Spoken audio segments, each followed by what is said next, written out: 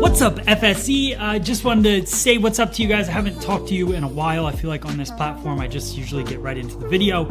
And honestly, that does better in the algorithm. But today, screw the algorithm. I don't care. I want to talk to you guys, say what's up. So I'm really excited for the videos that I've been putting out. I just feel like I'm finding that creative spark again. So I hope you guys have been enjoying the things that I've been doing recently. Today is just like that. So really creative cut, shag haircut. I feel like it's right on trend with what's going on, what people are really liking. So I don't want to waste your time, but I wanted to say hi, get a little FaceTime with you guys.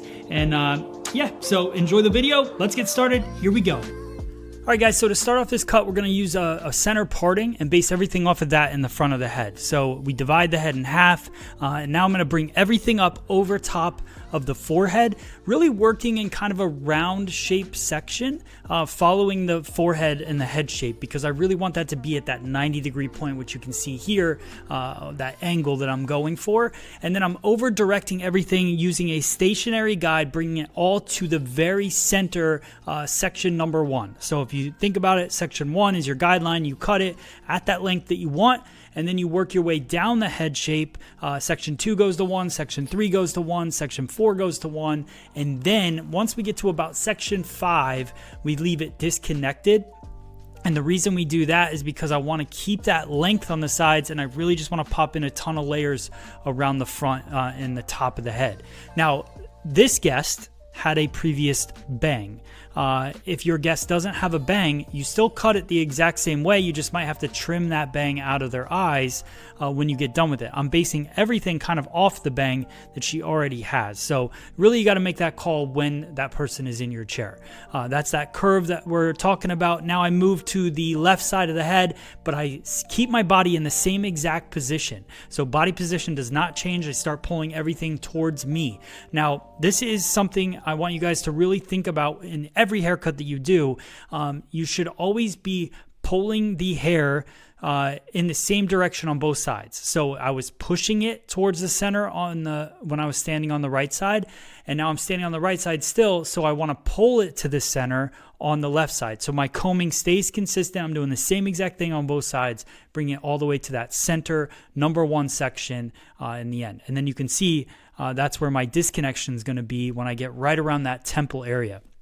Now, you're going to ask me, does this haircut work on fine hair? Does it work on thick hair? If we're basing this haircut on something, we're going to say it's on medium to thick. If it was on fine hair, I'd make that disconnection a little bit thicker, a little bit fuller, and that disconnection serves as a density saver in that temple area. Now, we moved into the back. This is going to be concave layering, or I call it concave. Some people would argue it's not. The reason I say it's concave is because I look at the head shape is curved and how that hair is going to fall. It's going to fall collapsed if I'm bringing it up just like this, cutting it parallel to the floor. But you can call it whatever you want. You bring it, again, stationary guide in the center of the head, and everything gets brought to that center point. That's going to push the extra weight out to the sides of the head, but get the center, the interior of that haircut, the shortest point. So just again, on the left side, I pulled the hair to the center. On the right side now, I'm pushing the hair to the center, just staying really consistent with that combing throughout this entire haircut. So now we start to blow it dry. You can really see those layers already coming to life. This haircut looks cool already, and we're not even done with it. So I go through a little round brush blow dry just to get that shape started and to keep some volume in the haircut.